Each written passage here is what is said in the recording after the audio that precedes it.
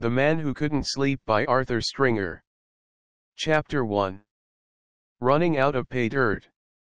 To begin with, I am a Canadian by birth, and 33 years old. For 9 of those years I have lived in New York. And by my friends in that city I am regarded as a successful author.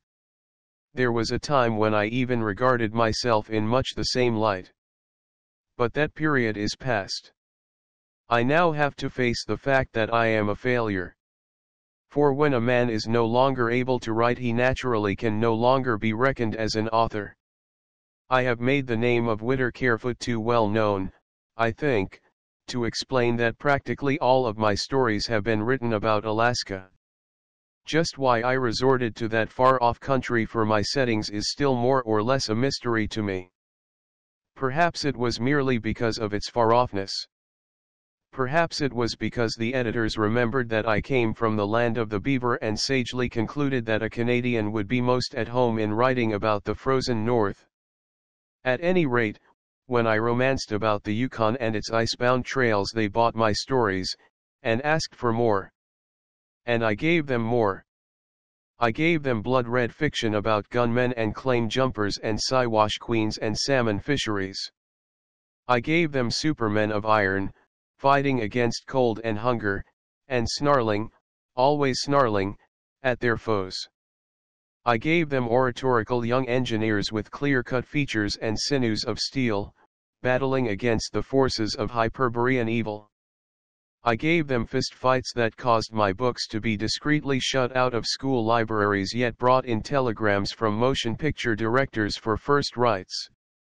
I gave them enough gunplay to shoot Chilkoot Pass into the middle of the Pacific, and was publicly denominated as the apostle of the eye socket school, and during the 300-night run of my melodrama, The Pole Raiders, even beheld on the Broadway signboards an extraordinarily stalwart picture of myself in a rakish Stetson and a flannel shirt very much open at the throat, with a cowhide holster depending from my Herculean waistline and a very dreadful-looking 6-shooter protruding from the open top of that belted holster. My publishers spoke of me, for business reasons, as the interpreter of the Great Northwest. And I exploited that territory with the industry of a badger. In my own way, I mined Alaska. And it brought me in a very respectable amount of pay dirt. But I knew nothing about Alaska, I had never even seen the country. I crammed up on it, of course, the same as we used to cram up for a third-form examination in Latin grammar. I perused the atlases and sent for governmental reports, and pored over the RNWMP blue books, and gleaned 100 or so French-Canadian names for half-breed villains from a telephone directory for the city of Montreal. But I knew no more about Alaska than a Fiji Islander knows about the New York Stock Exchange. And that was why I could romance so freely, so magnificently, about it. I was equally prodigal of blood, I suppose, because I had never seen the real thing flow except in the case of my little niece, when her tonsils had been removed and a very soft-spoken nurse had helped me out of the surgery and given me a drink of ice water, after telling me it would be best to keep my head as low as possible until I was feeling better. As for firearms, I abhorred them. I never shot off an air rifle without first shutting my eyes. I never picked up a duck gun without a wince of aversion. So I was able to do wonderful things with firearms, on paper. And with the frozen Yukon and firearms combined, I was able to work miracles. I gave a whole continent goose flesh, so many times a season. And the continent seemed to enjoy it, for those airy essays in iron and gore were always paid for, and paid for at higher and higher rates. While this was taking place, something even more important was taking place, something which finally brought me in touch with Mary Lockwood herself. It was accident more than anything else, I think, that first launched me in what is so indefinitely and often so disparagingly known as society. Society, as a rule, admits only the lions of my calling across its sacred portals. And even these lions, I found, were accepted under protest or the wing of some commendable effort for charity, and having roared their little hour, were let pass quietly out to oblivion again. But I had been lucky enough to bring letters to the Paytons and to the Gruger Fillmores, and these old families, I will be honest enough to confess, had been foolish enough to like me. So from the first I did my best to live up to those earlier affiliations. I found myself passed on, from one mysteriously barricaded seclusion to the other. The tea-hour visit merged into the formal dinner, and the formal dinner into the even more formal box at the horse show, and then a call to fill up a niche at the Metropolitan on a Caruso night, or a vacancy for an assembly dance at Sherry's, or a week at Tuxedo, in winter, when the skating was good. I worked hard to keep up my end of the game. But I was an imposter, of course, all along the line. I soon saw that I had to prove more than acceptable, I had also to prove dependable. That I was a writer meant nothing whatever to those people. They had scant patience with the long-haired genius type. That went down only with musicians. So I soon learned to keep my bangs clipped, my trousers creased, and my necktie inside my coat lapels. I also learned to use my wits, and how to key my talk up to dowager or down to debutante, and how to be passably amusing even before the champagne course had arrived. I made it a point to remember engagements and anniversaries, and more than once sent flowers and milliards, which I went hungry to pay for. Even my pourboires to butlers and footmen and maids stood a matter, in those earlier days, for much secret and sedulous consideration. But, as I have said, I tried to keep up my end. I liked those large and orderly houses. I liked the quiet-mannered people who lived in them. I liked looking at life with their hilltop unconcern for trivialities. I grew rather contemptuous of my humbler fellow workers who haunted the neighborhood theaters and the redinkeries of Greenwich Village, and orated socialism and blank verse poems to garret audiences, and wore window curtain cravats and celluloid blinkers with big round lenses, and went in joyous and caramel-eating groups to the rush seats at Rigoletto. I was accepted, as I have already tried to explain, as an impecunious but dependable young bachelor. And I suppose I could have kept on at that role, year after year, until I developed into a foppish and somewhat threadbare old beau. But about this time I was giving North America its first spasms of goose flesh with my demigod type of Gibsonian engineer who fought the villain until his flannel shirt was in rags and then shook his fist in nature's face when she dogged him with the eternal cold. And there was money in writing for flat dwellers about that eternal cold, and about battling claw to claw and fang to fang, and about eye sockets without any eyes in them. My income gathered like a snowball. And as it gathered I began to feel that I ought to have an establishment, not a backroom studio in Washington Square, nor a garret in the village of the free versers, nor a mere apartment in the West 60s, nor even a duplex overlooking Central Park South. I wanted to be something more than a number. I wanted a house of my own, and a cat-footed butler to put a hickory log on the fire, and a full set of Sevres on my mahogany sideboard, and something to stretch a strip of red carpet across when the landaulettes and the limousines rolled up to my door. So I took a 9-year lease of the Wiggums house in Gramercy Square. It was old-fashioned and sedate and unpretentious to the passing eye, but beneath that somewhat somber shell nested an amazingly rich kernel of luxuriousness. It was good form, it was unbelievably comfortable, and it was not what the climber clutches for. The cost of even a 9-year claim on it rather took my breath away, but the thought of Alaska always served to stiffen up my courage. It was necessary to think a good deal about Alaska in those days, for after I had acquired my house I also had to acquire a man to run it, and then a couple of other people to help the man who helped me, and then a town car to take me back and forth from it, and then a chauffeur to take care of the car, and then the service clothes for the chauffeur, and the 1001 unlooked-for things, in short, which confront the Pinfeather householder and keep him from feeling too much a lord of creation.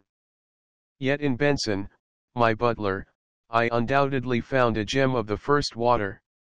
He moved about as silent as a panther, yet as watchful as an eagle. He could be ubiquitous and self-obliterating at one and the same time. He was meekness incarnate, and yet he could coerce me into a predetermined line of conduct as inexorably as steel rails lead a streetcar along its predestined line of traffic. He was, in fact, much more than a butler.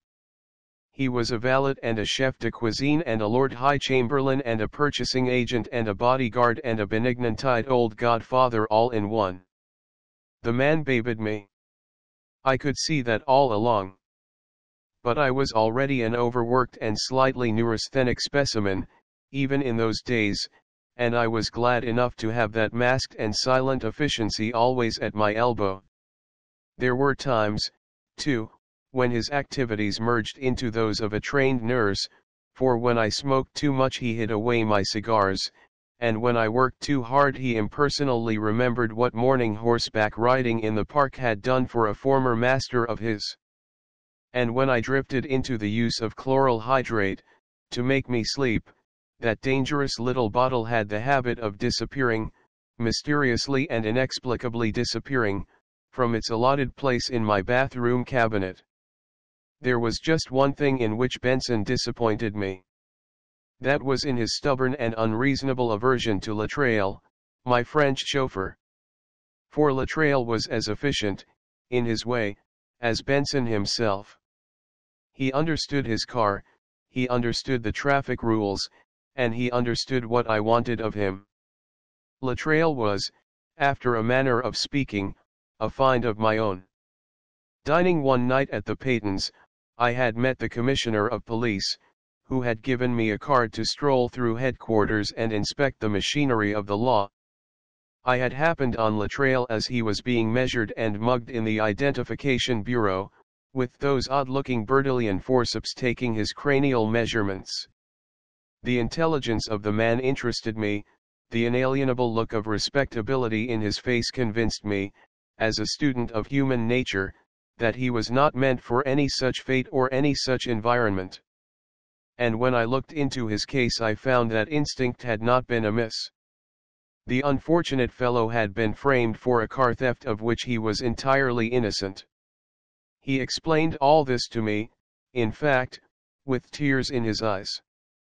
And circumstances, when I looked into them, bore out his statements. So I visited the commissioner, and was passed on to the probation officers, from whom I caromed off to the assistant district attorney, who in turn delegated me to another official, who was cynical enough to suggest that the prisoner might possibly be released if I was willing to go to the extent of bonding him. This I very promptly did, for I was now determined to see poor Latreille once more a free man. Latreille showed his appreciation of my efforts by saving me $700 when I bought my town car, though candor compels me to admit that I later discovered it to be a used car rehabilitated, and not a product fresh from the factory, as I had anticipated. But Latreille was proud of that car, and proud of his position, and I was proud of having a French chauffeur, though my ardor was dampened a little later on, when I discovered that Latreille, instead of hailing from the Bois de Boulogne and the Avenue de la Paix, originated in the slightly less splendid suburbs of Three Rivers, up on the St. Lawrence. But my interest in Latreille about this time became quite subsidiary, for something much more important than cars happened to me. I fell in love. I fell in love with Mary Lockwood, head over heels in love with a girl who could have thrown a town car into the Hudson every other week and never have missed it. She was beautiful, she was wonderful, but she was dishearteningly wealthy. With all those odious riches of hers, however, she was a terribly honest and above-board girl, a healthy-bodied, clear-eyed, practical-minded, normal living New York girl who in her 22 active years of existence had seen enough of the world to know what was veneer and what was solid, and had seen enough of men to demand mental camaraderie and not squat talk from them. I first saw her at the Volpe sale, in the American art galleries, where we chanced to bid against each other for an old Italian table cover, a 16th-century blue velvet embroidered with gold galloon. Mary bid me down, of course. I lost my table cover, and with it I lost my heart. When I met her at the Abdon Bell Ponds, a week later, she confessed that I'd rather been on her conscience. She generously offered to hand over that oblong of old velvet, if I still happened to be grieving over its loss. But I told her that all I asked for was a chance to see it occasionally. And occasionally I went to see it. I also saw its owner, who became more wonderful to me, week by week. Then I lost my head over her. That apheresis was so complete that I told Mary what had happened, and asked her to marry me. Mary was very practical about it all. She said she liked me a lot. But there were other things to be considered. We would have to wait. I had my work to do and she wanted it to be big work, gloriously big work. She wouldn't even consent to a formal engagement. But we had an understanding. I was sent back to my work, drunk with the memory of her surrendering lips warm on mine, of her wistfully entreating eyes searching my face for something which she seemed unable to find there. That work of mine which I went back to, however, seemed something very flat and meager and trivial. And this, I realized, was a condition which would never do. The pot had to be kept boiling, and boiling now more briskly than ever. I had lapsed into more or less luxurious ways of living, I had formed expensive tastes, and had developed a fondness for antiques and Chinese bronzes and those objets d'art which are never found on the bargain counter. I had outgrown the Spartan ways of my youth when I could lunch contentedly at Childs and sleep soundly on a studio couch in a top-floor room. And more that rapacious ogre known as social obligation had forged his links and fetters about my movements. More than ever, I saw, I had my end to keep up. What should have been a recreation had become almost a treadmill. I was a pretender, and had my pretense to sustain. I couldn't afford to be dropped. I had my frontiers to protect, and my powers to placate. I couldn't ask Mary to throw herself away on a nobody. So instead of trying to keep up one end, I tried to keep up two. I continued to bob about the fringes of the 400. And I continued to cling hungrily to Mary's hint about doing work, gloriously big work. But gloriously big work, I discovered, was usually done by lonely men, living simply and quietly, and dwelling aloof from the frivolous side issues of life, divorced from the distractions of a city which seemed organized for only the idler and the lotos eater. And I could see that the pay dirt coming out of Alaska was running thinner and thinner. It was to remedy this, I suppose, that I dined with my old friend Pip Connors, just back to civilization after 14 long years up in the Yukon. That dinner of ours together was memorable. It was one of the milestones of my life. I wanted to furbish up my information on that remote corner of the world, which, in a way, I had preempted as my own. I wanted fresh information, first-hand data, renewed inspiration. And I was glad to feel Pip's horny hand close fraternally about mine. "Witter," he said, staring at me with open admiration, "you're a wonder." I liked Pip's praise, even though I stood a little at a loss to discern its inspiration. "You mean this?" I asked, with a casual hand wave about that Gramercy Square abode of mine. "No, sir," was Pip's prompt retort. "I mean those stories of yours. I've read 'em all." I blushed at this, blushed openly. For such commendation from a man who knew life as it was, who knew life in the raw, was as honey to my ears. "Do you mean to say you could get them, up there?" I asked, more for something to dissemble my embarrassment than to acquire actual information. "Yes," acknowledged Pip with a rather foolish-sounding laugh, "they come through the mails about the same as they'd come through the mails down here. And folks even read them, now and then, when the gun smoke blows out of the valley." "Then what struck you as wonderful about them?" I inquired, a little at sea as to his line of thought. "It's not them that's wonderful, Witter. It's you. I said you were a wonder. And you are." "And why am I a wonder?" I asked, with the drip of the honey no longer embarrassing my modesty. "Witter, you're a wonder to get away with it," was Pip's solemnly intoned reply. "To get away with it?" I repeated. "Yes, to make it go down. To get 'em trussed and gagged and hog-tied. To make 'em come and eat out of your hand and then holler for more. For I been up there in the British Yukon for 14 nice comfortable years, Witter, and I've kind o' got to know the country. I know how folks live up there, and what the laws are. And it may strike you as queer, friend author, but folks up in that district are uncommonly like folks down here in the States. And in the Klondike and this same British Yukon there is a Firearms Act which makes it against the law for any civilian to tote a gun. And that law is sure carried out. Fact is, there's no need for a gun. And even if you did smuggle one in, the mounted police would darn soon take it away from you." I sat staring at him. "But all those motion pictures," I gasped. "And all those novels about—" "That's why I say you're a wonder," broke in the genial-eyed Pip.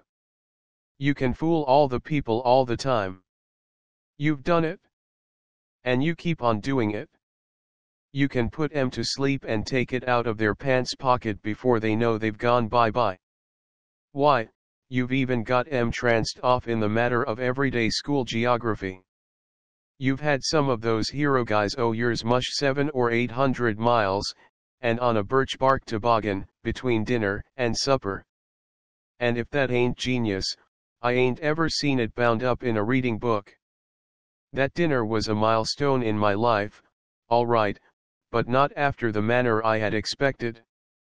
For as I sat there in a cold sweat of apprehension crowned with shame, Pip Connors told me many things about Alaska and the Klondike. He told me many things that were new to me, dishearteningly, discouragingly, devitalizingly new to me. Without knowing it, he poignarded me, knifed me through and through. Without dreaming what he was doing, he eviscerated me. He left me a hollow and empty mask of an author. He left me a homeless exile, with the iron gates of fact swung sternly shut on what had been a fairy land of romance, a promised land of untrammeled and carefree imaginings. That was my first sleepless night. I said nothing to Pip. I said nothing to anyone. I held that vulture of shame close in my arms and felt its unclean beak awling into my vitals. I tried to go back to my work, next day, to lose myself in creation. But it was like seeking consolation beside a corpse. For me, Alaska was killed forever. And blight had fallen on more than my work. It had crept over my very world, the world which only the labor of my pen could keep orderly and organized. The city in which I had seemed to sit a conqueror suddenly lay about me a flat and monotonous tableland of ennui, as empty and stale as a circus lot after the last canvas wagon has rumbled away. I have no intention of making this recountal the confessions of a neurasthenic. Nothing is further from my aims than the inditing of a second city of dreadful night. But I began to worry. And later on I began to magnify my troubles. I even stuck to New York that summer, for the simple reason that I couldn't afford to go away. And it was an unspeakably hot summer. I did my best to work, sitting for hours at a time staring at a blank sheet of paper, set out like Tanglefoot to catch a passing idea. But not an idea alighted on that square of spotless white. When I tried new fields, knowing Alaska was dead, the editors solemnly shook their heads and announced that this new offering of mine didn't seem to have the snap and go of my older manner.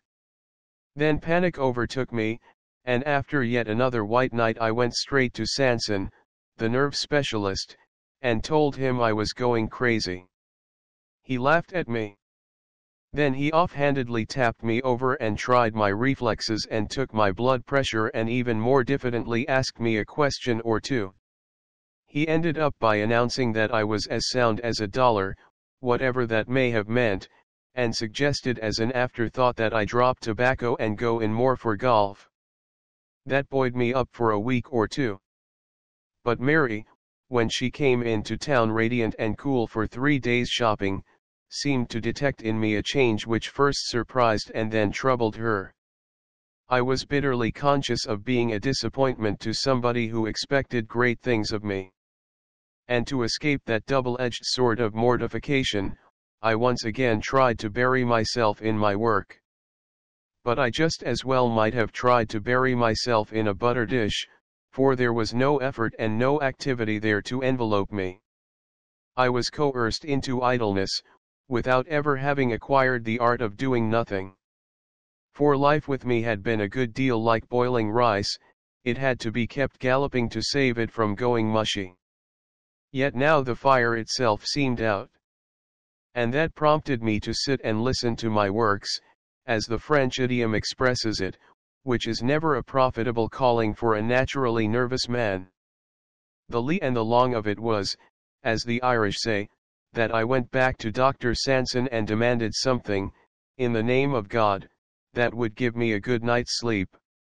He was less jocular, this time. He told me to forget my troubles and go fishing for a couple of weeks. I did go fishing, but I fished for ideas. And I got scarcely a strike. To leave the city was now more than ever out of the question. So for recreation I had Latraille take me out in the car, when a feverish thirst for speed, which I found it hard to account for, drove me into daily violations of the traffic laws. Twice, in fact, I was fined for this, with a curtly warning talk from the presiding magistrate on the second occasion, since the offense, in this case, was complicated by collision with an empty baby carriage. Latraille, about this time, seemed uncannily conscious of my condition. More and more he seemed to rasp me on the raw, until irritation deepened into positive dislike for the man. When Mary came back to the city for a few days, before going to the Virginia hills for the autumn, I looked so wretched and felt so wretched that I decided not to see her. I was taking Veronal now, to make me sleep, and with cooler weather I looked for better rest and a return to work. But my hopes were ill-founded. I came to dread the night, and the night's ever-recurring battle for sleep. I lost my perspective on things. And then came the crowning catastrophe, the catastrophe which turned me into a sort of 20th-century Macbeth. The details of that catastrophe were ludicrous enough, and it had no definite and clear-cut outcome, but its effect on my overtensioned nerves was sufficiently calamitous. It occurred, oddly enough, on Halloween night, when the world is supposed to be given over to festivity. Latraille had motored me out to a small dinner dance at Washburn's, on Long Island, but I had left early in the evening, perversely depressed by a hilarity in which I had not the heart to join. Twice, on the way back to the city, I had called out to Latraille for more speed. We had just taken a turn in the outskirts of Brooklyn when my swinging headlights disclosed the figure of a man, an unstable and wavering man, obviously drunk, totter and fall directly in front of my car. I heard the squeal of the brakes and the high-pitched shouts from a crowd of youths along the sidewalk. But it was too late. I could feel the impact as we struck. I could feel the sickening thud and jolt as the wheels pounded over that fallen body.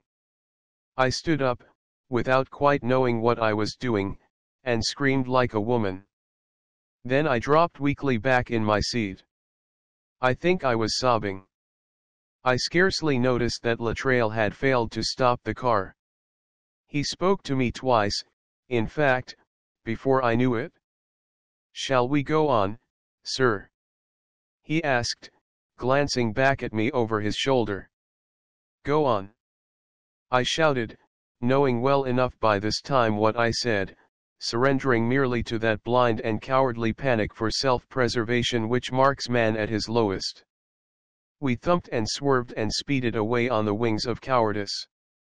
I sat there gasping and clutching my moist fingers together, as I've seen hysterical women do, calling on Latreille for speed, and still more speed.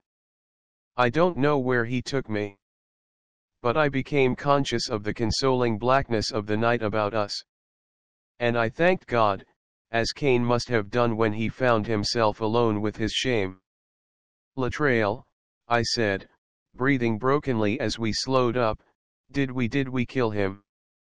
My chauffeur turned in his seat and studied my face. Then he looked carefully back, to make sure we were not being followed. "This is a heavy car, sir," he finally admitted. He said it coolly, and almost impersonally. But the words fell like a sledgehammer on my heart. "But we couldn't have killed a man," I clamored insanely, weakly, as we came to a dead stop at the roadside. 4,200 pounds and he got both wheels. Calmly protested my enemy, for I felt now that he was in some way my enemy. "What in heaven's name are you going to do?" I gasped, for I noticed that he was getting down from his seat. "Hadn't I better get the blood off the running gear, before we turn back into town?" "Blood?" I quavered as I clutched at the rope rail in front of me. And that one word brought the horror of the thing home to me in all its ghastliness. I could see axles and running board and brake bar dripping with red, festooned with shreds of flesh, maculated with blackening gore. And I covered my face with my hands, and groaned aloud in my misery of soul. But Latreille did not wait for me. He lifted the seat cushion, took rubbing cloths from the toolbox and crawled out of sight beneath the car. I could feel the occasional tremors that went through the framework as he busied himself at that grisly task. I could hear his grunt of satisfaction when he had finished. And I watched him with stricken eyes as he stepped through the vague darkness and tossed his telltale cloths far over the roadside fence. "It's all right," he companionably announced as he stepped back into the car. But there was a new note in the man's demeanor, a note which even through that black fog of terror reached me and awakened my resentment. We were partners in crime. We were fellow actors in a drama of indescribable cowardice, and I was in the man's power, to the end of time. The outcome of that catastrophe, as I have already said, was indefinite, torturingly indefinite. I was too shaken and sick to ferret out its consequences. I left that to Latreille, who seemed to understand well enough what I expected of him. That first night wore by, and nothing came of it all. The morning dragged away, and my fellow criminal seemingly encountered nothing worthy of rehearsal to me. Then still another night came and went. I went through the published hospital reports, and the police records, with my heart in my mouth. But I could unearth no official account of the tragedy. I even encountered my good friend Patrolman McCooey, apparently by accident, and held him up on his beat about Gramercy Park to make casual inquiries as to street accidents, and if such things were increasing of late. But nothing of moment, apparently, had come to McCooey's ears. And I stood watching him as he flatfooted his way placidly on from my house front, with one of my best cigars tucked under his tunic, wondering what the world would say if it knew that Witter Carefoot, the intrepid creator of sinewy supermen who snarl and fight and shake iron fists in the teeth of extremity, had run like a rabbit from a human being he had bowled over and killed?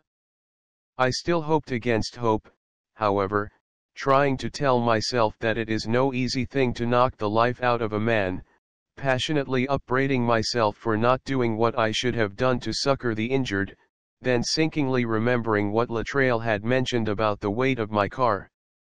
Yet it wasn't until the next night, as I ventured out to step into that odiously ponderous engine of destruction, that uncertainty solidified into fact.